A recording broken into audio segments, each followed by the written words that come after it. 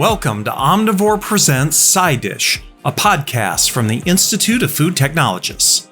In each episode, we take a deeper dive into a single topic shaping the future of food. Hosted by the editors of Food Technology, together with IFT members and other subject matter experts, SciDish brings you the science, insights, and real-world perspectives that drive innovation, solve complex challenges, and connect disciplines across the global food system. In this special episode, recorded live at the IFT First annual event and expo in Chicago, IFT's Director of Scientific Journals, Amanda Ferguson, sat down with Drs. Richard Hartel and Mary Ellen Kameri, the editors-in-chief of IFT's peer-reviewed journals, to discuss how challenges in today's research ecosystem, from paper mills and falsified data to the misuse of generative AI, are threatening the integrity of scholarly publishing. They also share how IFT protects the credibility of its journals, what kinds of issues they're flagging most often, and how researchers can avoid common ethical missteps. This episode of Omnivore is brought to you by IFT's Science and Policy Initiatives, your food science advocate, elevating the central role of food science in food and nutrition security, food safety, and sustainable food systems, and championing the adoption of science-based regulations and policies and legislation. Learn more at ift.org/policy-and-advocacy.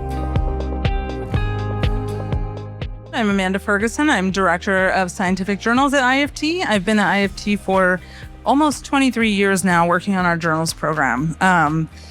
IFT publishes 2 peer-reviewed scientific journals. If you're not familiar with them, we partner with Wiley as our publisher currently. Both journals publish continuously online as soon as articles are ready. The Journal of Food Science has been in publication since 1936. It actually predates IFT. It is highly respected in the field. It's a wide range of topics across the science of food. It primarily publishes original research, but it does publish concise reviews and hypotheses papers as well. Issues are published online monthly, but as I said, they're continuously published. The journal receives over 3,000 manuscript submissions a year and accepts about 24% currently. So we published about 700 papers last year, and about 20% of those are open access. Rich Hartel is the editor-in-chief of Journal of Food Science for the last few years. He's professor of food engineering with the Department of Food Science at University of Wisconsin-Madison, conducts research on phase transitions in foods, primarily sugar confections, chocolate, and ice cream. So he is a candy scientist, which is really cool.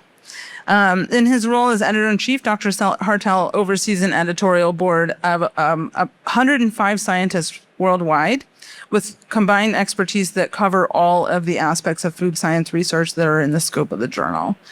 And then Comprehensive Reviews in Food Science and Food Safety, our other journal, has been in publication since 2001. It's always been online only, and it has ranked in the top 5 food science journals by impact factor for over a decade. And it currently ranks number 3 with an impact factor of 14.1. And Comprehensive Reviews receives over 1,000 manuscripts a year and has an acceptance rate of 20%. So more than 200 comprehensive reviews are published annually. All IFT members get free access to comprehensive reviews, so please do take advantage of that if you're an IFT member, or become an IFT member if you'd like free access to the journal. About a third of the content is open access in comprehensive reviews. And Dr. Mary Ellen Kameri is the editor-in-chief. As the other Mary Ellen said, she's a professor of food science and human nutrition at University of Maine School of Food and Agriculture. Her research interests include consumer acceptability of healthful foods and developing healthy products and processes. And she was IFT president in 2014 and 15. In her role as editor-in-chief, Dr. Kameri oversees an editorial board of 40 scientists from around the world whose combined expertise cover all aspects of food science that are in the scope of that journal. Getting into research integrity issues, which of course are a big issue for all journal editorial offices now. Some of the tools that we use when we're initially screening submissions include plagiarism checks on all submissions. We do an unusual activity check that checks for if a submission A lot of submissions have come from the same computer, or if a author submitted a paper from the computer and a reviewer submitted a review from the same computer, which would indicate they're the same person potentially. It also checks for a number of other things that could indicate paper mill activity. We do image screening just prior to acceptance. So when manuscripts get close to the acceptance stage, we have an image check to look if there is any manipulation of the images. And we're going to be adding some more detection tools soon for paper mill activity detection. AI detection is still a little bit iffy, and we'll talk a little bit more about AI in published article or in peer-reviewed articles soon. And we still find that good old-fashioned human analysis of papers tends to catch a lot of potential issues. The reviewers often catch these kinds of problems. So I want to start with asking each of the editors-in-chief, we can start with Rich, what are the biggest research integrity issues that you see in your journal, and what keeps you up at night? Nothing keeps me up at night. So I'm going to tell a little bit of story here, right? So the previous editor-in-chief, Alan Fogading, he once confided in me that he thought his job, his tenure as editor-in-chief was really challenging because that was when we went from no plagiarism detection to authenticate. And so dealing with authenticate for him was the major challenge. I think that's still our major challenge is papers that come in that the authors have either unwittingly plagiarized or, maybe really did plagiarize, but that's still a major concern that we have. But now we're learning all these other things, with the figure checks. There's some interesting things that we've been finding with that, the author checks and things that we find out with that. So there's a lot of things that keep us up. Well, not all night, but. So Mary Ellen, your journal being a reviews journal is a little bit different in the types of submissions it gets. So what are the biggest research integrity issues that you see? Well, my biggest concern is the use of AI software, both to write the review paper and to review it. We're seeing that happen more and more, and we don't have perfect programs now to detect AI writing. But of course, our reviews are a minimum 8,000 to up to 15,000 words outside of tables and references. So that's a lot to check as you're reading the articles through. So our editors have a real challenge to read through and see if something seems off or artificial. But the other thing I worry about with the reviewers is if they're just relying on the software to regurgitate and summarize the paper, they're not really critically assessing the approach. And what I feel is a really unique aspect of our journal is we're trying to identify gaps in knowledge. So we want to find out by looking at the literature, where are the opportunities for new research to be done to inspire authors to conduct this new research to make our food safer and more appealing. Yeah, so for AI use, what is acceptable and what isn't? Well, I admit I use Grammarly every day. So getting some help with your grammar, I'm a terrible typist. I know how to spell the word, I just can't type it correctly. So those kinds of programs are fine. But where our big concern is programs such as ChatGPT, you take the document and you upload it to the software. So if you're a reviewer and or an author and you're putting your paper into ChatGPT, it's going into the cloud where others can access it and use it for whatever purposes they want. So programs that are not cloud-based, that are not you're not putting your work or another's work into that software is really the best way to go. We expect our authors to synthesize the work themselves and just use software to help them write more clearly, particularly if English isn't their first language. Thanks. So we ask, in the submission process, we ask if the author have used any kind of AI to help them. And so far, the only things that we've accepted are when they say, I wrote the draft and I used ChatGPT to clean up the English. And that's acceptable. But so far, that's the only thing that we will allow. And we discourage, we not discourage, we don't want reviewers to use AI to do the review process. Right. Yeah. In our reviewer form, we have a place where we give our AI policy for reviews, basically, that they can't use it except for certain cases like cleaning up grammar, sometimes for translation. But with submissions, we also ask for a declaration, and we're relying a bit on people to declare the use. We'll be back with more SciDish in a moment. But first, a quick message from our sponsor. The future of food is on the line with misleading stories that misrepresent the science of food. IFT's Science and Policy initiatives cut through the noise and make sure the voice of science is heard. To stay up to date on policy and advocacy communications in the media, visit the IFT in the News page at ift.org/press. And now, back to SciDish. Do you want to talk a little about peer reviewer conflicts of interest and potential peer review manipulation? Sure, I can use an example. We found one lately. I've used it as an example for many years where an author actually submitted a recommended reviewer name. So when an author submits a paper, we ask them to provide 2 reviewers. And, I've heard this a long time ago that some authors would set up a new email that went back to them and recommend that email to the authors, to the editors. And if the editors just invite those recommended reviewers, the peer review is going back to the author. You can see where that might be an issue, right?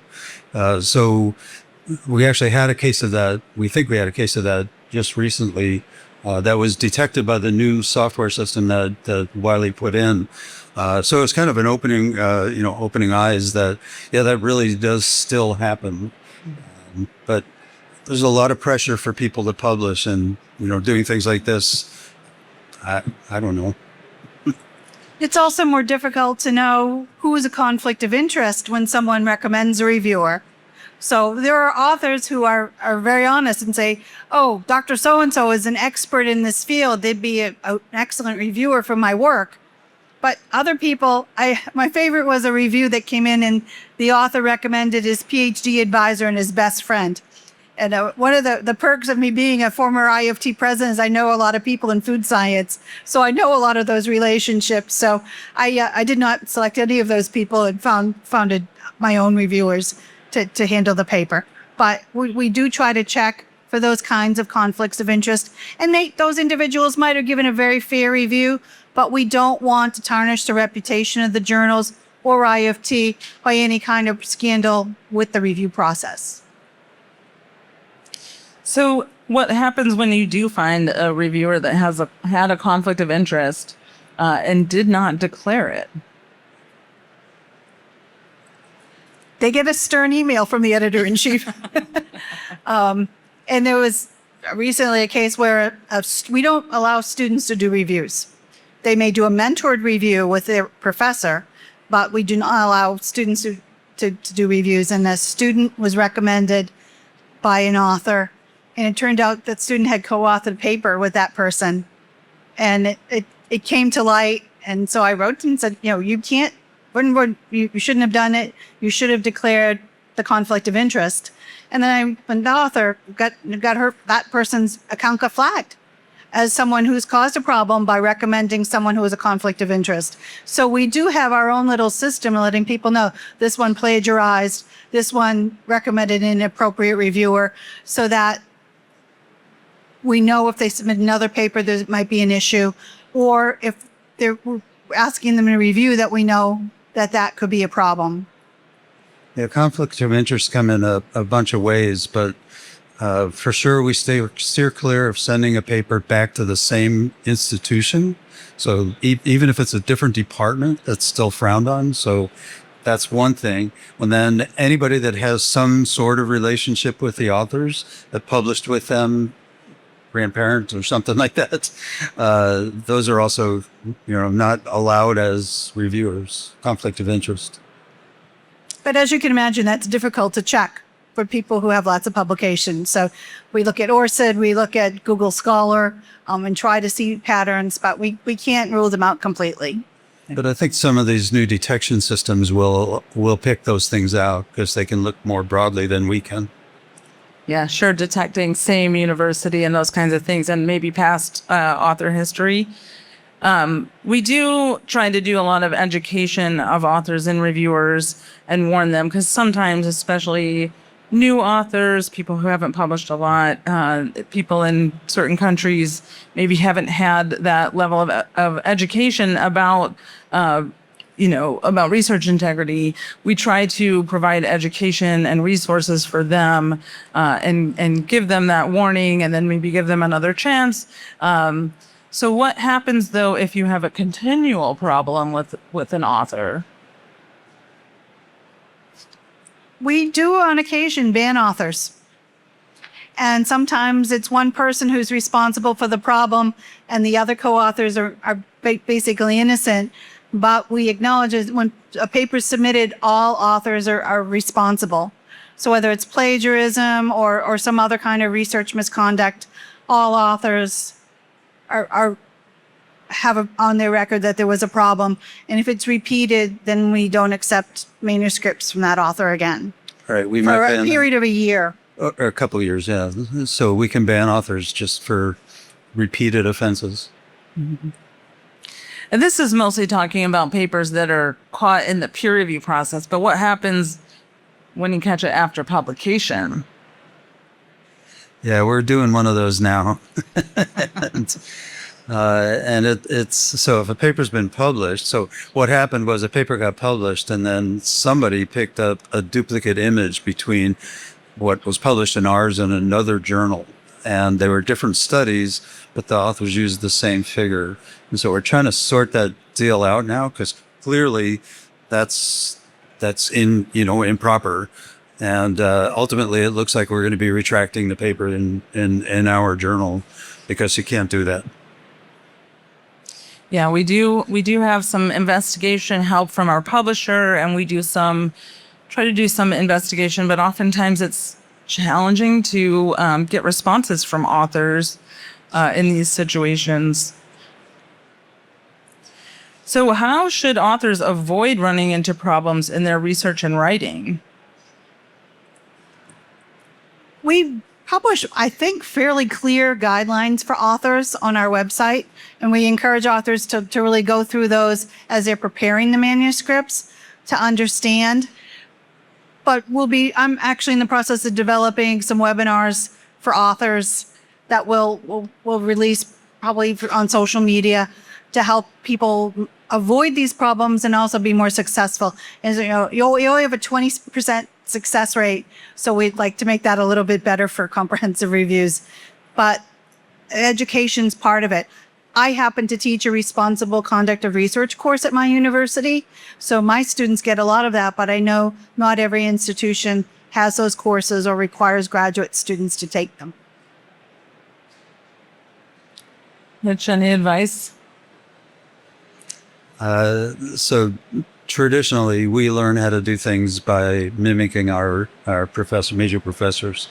And that's, works generally pretty well. But, if you're with somebody that's doing something not appropriate, then so follow the instructions to authors. That's always the best thing to do and try to stay out of trouble. Yeah, I always advise authors to start their paper from scratch, because we've had some plagiarism cases that we've caught early in the review process where it's a student who was writing it and they said, oh, I collected all these little bits and pieces from other papers that I wanted to cite and I put them all in a document and then I wrote around it and then I tried to edit it. And then they inevitably have plagiarized. And then that gets caught by the tool. And so you tell authors, start from a blank sheet of paper. Don't copy and paste stuff in. We do occasionally we run into it more often than we'd like. We have the plagiarism detector. Whoa, it's like 75% the same or higher. because a student took their literature review from their thesis or dissertation and didn't edit it, I don't recommend using a student literature review directly as a comprehensive review because of the reasons I explained. That we want to have a synthesis of where the research gaps are, and usually a dissertation or thesis doesn't have that.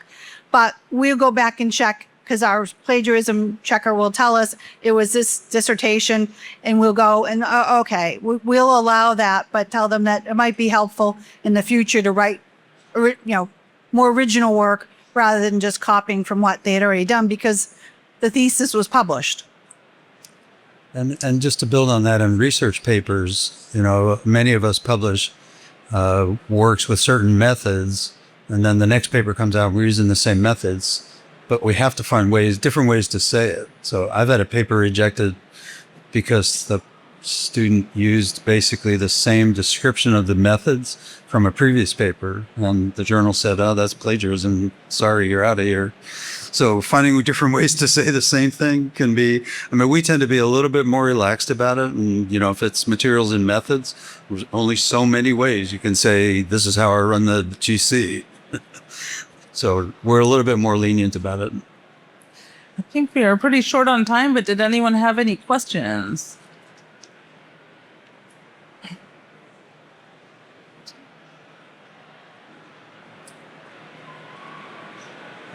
Hello, I'm Finn Chen, and professor and the previous department chair of the Department of Food, Nutrition, and Packaging Science in Clemson University in South Carolina. My first question is that what's the criteria for your journal to select the editorial board members and all these ones? Now, I'm serving in some other journals, but I'm not in the Journal of Food Science, even I have interest. So I want to make the contributions, but I want to know what's the criteria for you to select the board members. And that's fine. So at the networking event last night, I think I spent 2 hours talking about that. To every person that came by, I explained what our process it was. So I'm sorry I missed you yesterday. But we have several tiers of editors. So there's the scientific editors. The manuscripts get submitted to them, when they assign them to the associate editors, who then assign to reviewers to do the peer review. And we have dedicated peer reviewers that are called editorial board members, who have committed to doing 6 reviews per year for us. And so we have, and then there's reviewers, ad hoc reviewers. So we have these different tiers. And when we have openings in our editorial board, we look for people that have done good reviews for us and have the right expertise. And then we factor in all the demographic things that we're up against pressure-wise to diversify our editorial board. And ultimately, we maybe add 4 or 5 new editors per year. So the bottom line is there's, while we have 35 editors, the turnover every year is pretty small. And so it takes a long time to get into the queue. We are starting a new process because I didn't like the way we were doing it. Because it was hard for me to tell who should really get it. So we're now having an application process where you actually upload your CV. I'm actually thinking of doing interviews before I assign any editors, just to see, what are your reasons for doing it? So I can't promise that you would be selected, but submit your application, get your name on the list, and you'll be in consideration. There is a piece of paper in a stand on a table back there that has a QR code you can scan where you can apply to the editorial board and upload your CV through that form. And we typically can make appointments in November, December for the following calendar year. And we also have a QR code to apply to be a reviewer, because we usually don't appoint people to the editorial board if they haven't been an author or a reviewer for the journals before. Where does the excessive pressure to publish come from, and what do you think is the solution? Excessive pressure is publish or perish. So all academics are under that pressure. I think it's different from country to country, but here in the US, if you don't publish a certain number of papers per year, you don't get tenure. So it's pretty real. And in some countries, it's the impact factor or other metrics for the journals, and you have to publish in the top journals or you're not promoted. So there is a lot of effort. Things are going to be changing, and that's why we're encouraging to look at other metrics of how journals are evaluated. But universities are slow. They have their criteria. It takes a while to make change. My question's on the plagiarism. If you properly cite that this is, and put it in quotes, or indicate this is the method as reported by so-and-so, why can't you use it then word for word, specifically in the methods in particular, instead of trying to BS your way around the thing? Sort of an interpretation type of thing. And again, I had one example where that was what we did and got rejected, but we're a little bit more lenient in Journal of Food Science. And sometimes if it's a little bit, we'll consider the article. If it's deemed for major or minor revision, then we might tell the author, we'll try and reduce that number a little bit, clean it up a little bit. But that should never be, in my opinion, never be a block to publication. Our thanks to IFT's Science and Policy Initiative, your food science advocate driving increased funding for food, agriculture, and nutrition research and increased representation of food science professionals in critical forums. Join the fight to keep science front and center in food by becoming an IFT member or renew your membership today. Learn more at ift.org/membership. And that concludes this episode of Omnivore Presents SciDish. Thanks again to our guests for another amazing discussion. SciDish is produced by the Institute of Food Technologists and the editors of Food Technology magazine. To learn more about IFT and how we convene global food system professionals to advance the science of food, visit ift.org. If you're not already a member, head to ift.org/membership to find your place in the IFT community. For more insights, ideas, and innovation, check out our sister podcast, Omnivore, on the News and Publications page of ift.org. Join us again next month for another timely discussion. This is Omnivore Presents SciDish.